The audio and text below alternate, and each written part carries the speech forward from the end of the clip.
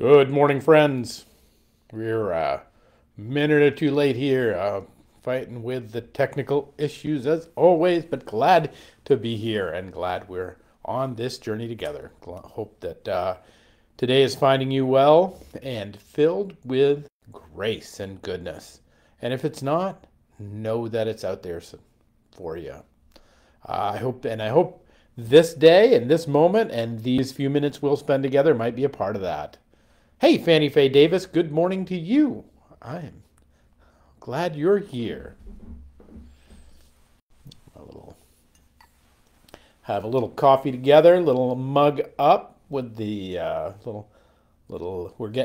we may well get some snow this weekend, so we'll keep in touch with what's happening there, but it is, well, hopefully not, as we are getting ready for our Messiah Sing on Sunday, 3 o'clock. Super exciting. It's always a great event, and hope that folks will come out for that. Um, it's a lot of fun to sing some Messiah together. Hey, Jamie, good morning. Or just listen to it, which is well worth the price of admission. There's no price of admission, but it is incredible to listen to the Messiah. So, hey, John, good morning to you. Hope the 603 is treating you well.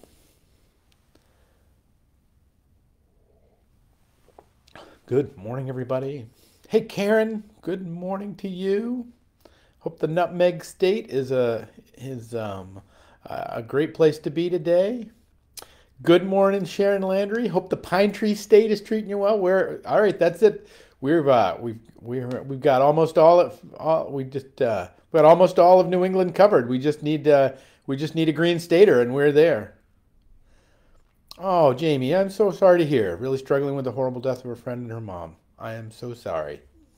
Peace and grace to you, honey. I really, we will pray for you today, and I hope there's some peace and grace in this to end the day. So, I have not heard. There's actually been it's been a season of accidents actually down here. There've been some really terrific, terrific and really, really horrible accidents here as well. So we'll keep them all in our prayers, and you and your broken heart as well. All right, friends, good morning to you. It is the fourth day of this new year, this Thursday of 2024, and welcome, and I'm glad you're with us. I hope it is an encouragement that you have just set this time aside, that even though my words and all that might come out of my face this morning may not have a whole lot to say to you, but the fact that you have made this time for yourself, the fact that you've put your earbuds in and you're listening to this podcast, or you're seeing my face, the fact that you are in on this journey, and in this, that you've set this time aside, that alone is a blessing, and I hope you know it and can feel it in your bones at this minute. Today I want to talk about this. So there's just these couple lines from Paul's second letter to the church in Corinth. Paul is sending letters to churches as correctives generally. Usually they're not like, yay, you guys are doing great. There's a couple of those. But usually it is because they are struggling. And corrective is a tough word, but it's really this idea of helping them find their way through really difficult circumstances. And the church in Corinth was no different. They were, as was much of early Christianity, but kind of was being torn down on all sides, and I think all of us kind of in this era can feel a little bit of and this isn't about a faith statement about whether we're declaring Christ in the world or anything, but this is just a way of trying to live through this world right now, trying to live in this world and be and negotiate it. Just presses us on all sides. And so this was what Paul writes to the church in Corinth. He says this: "We are hard pressed on every side, but not crushed. Perplexed, but not in despair. Persecuted, but not abandoned. struck down, but not destroyed. Friends, wherever you find yourself today, and maybe this resonates deeply with you in terms of how hard pressed you feel, or maybe this is you're having a great day and you're just soaring. But wherever we find ourselves, there's always this notion of what it is to be pressed in and pressed on, and that the inevitable kind of way in which we look at our lives and we look at our being, and we know that in some ways we're always going to be overcome, right? That in our mortal flesh, our bodies are not going to make it out of this world. Now there is the promise of redemption. There is the promise of to be as Christ is, but that's a promise down the road of another place, another time, another thing. But our lived reality is that as Mark Twain once said, the death rate has hovered around 100% for some time now. We're inevitably not going to make it.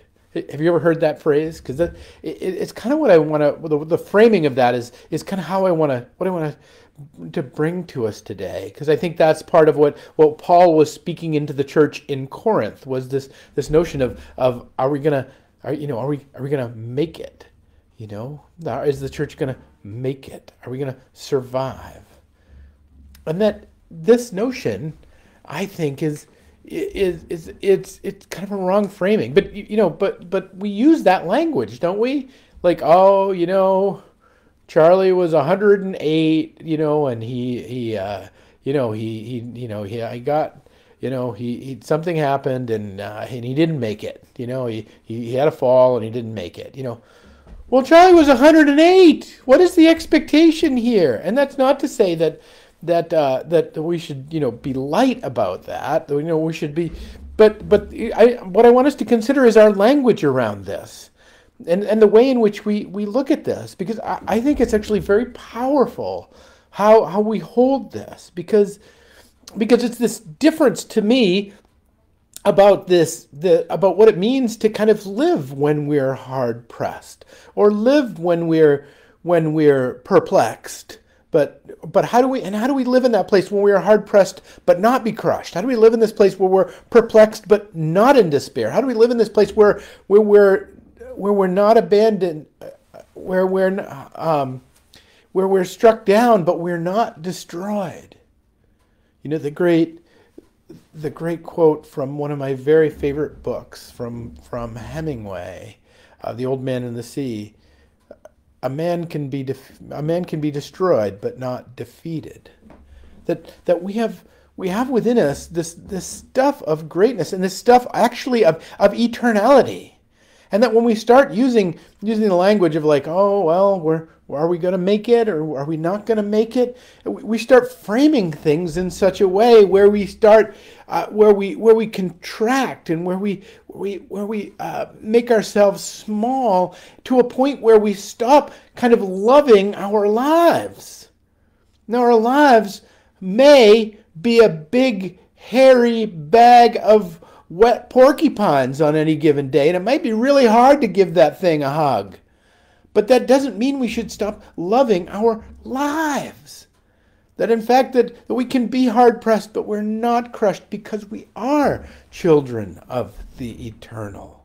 And that making it, whether it's the inevitable, destruction of our bodies, whether it's the inevitable, kind of falling down of our lives, with the inevitable kind of perplexedness about life, whatever it is, there's this way in which we have an invitation to live and love our lives as we come into this new year, as we kind of wrap up this week of this first week of 2024 together on our 11:11 journey. I want you to consider what it is to love your life, even though your heart might be broken.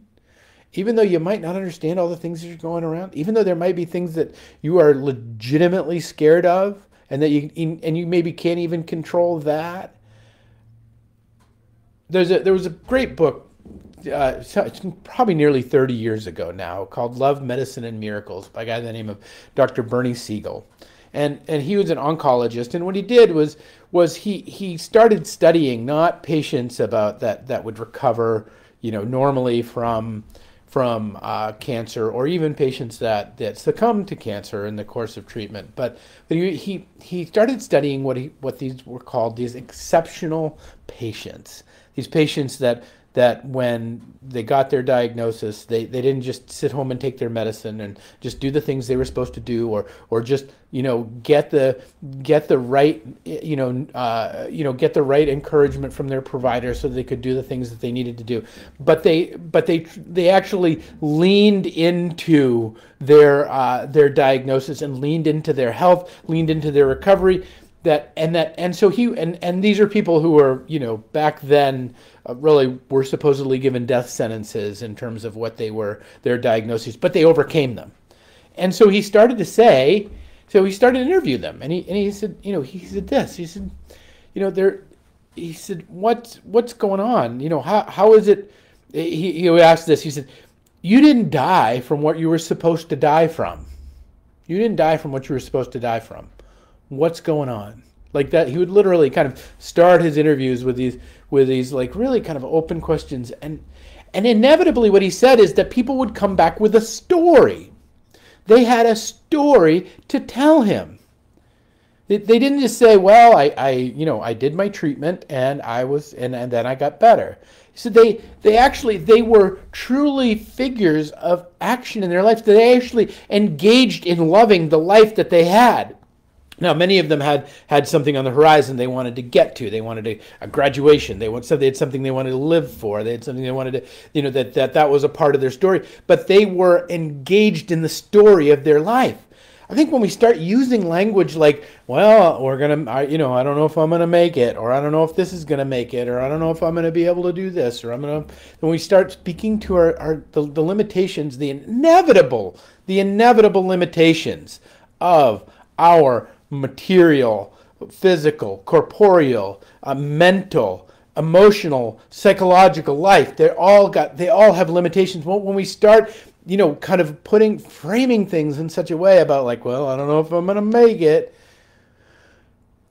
we end up curtailing the story of our life. We cut off the story. We stop the story of what could and might be. That we're invited to be action figures in our lives. So when Dr. Siegel would go to work with a patient, he would ask 4 questions.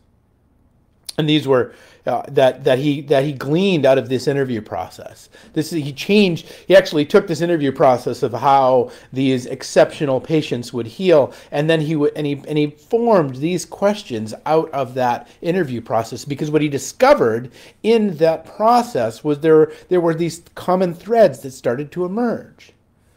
That none of them were sitting around wondering if they were going to make it, but they were actually in the midst of that they actually had answers to really, really different questions. He said this.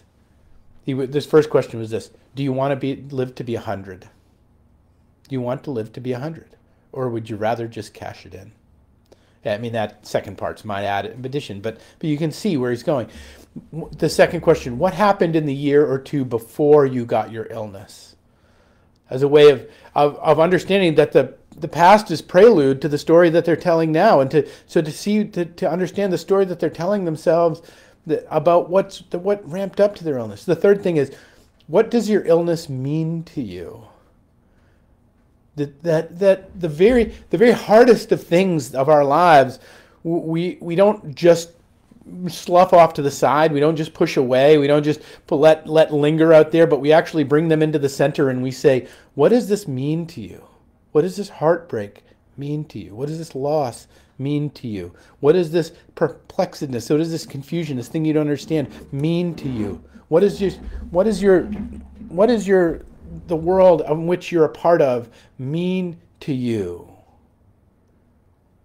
And then he asked this, and this is for some of you maybe who are cancer survivors, this is going to be hard to believe that a doctor might actually answer and ask this question.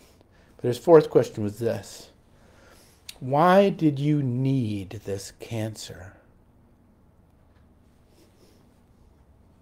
Holy smokes.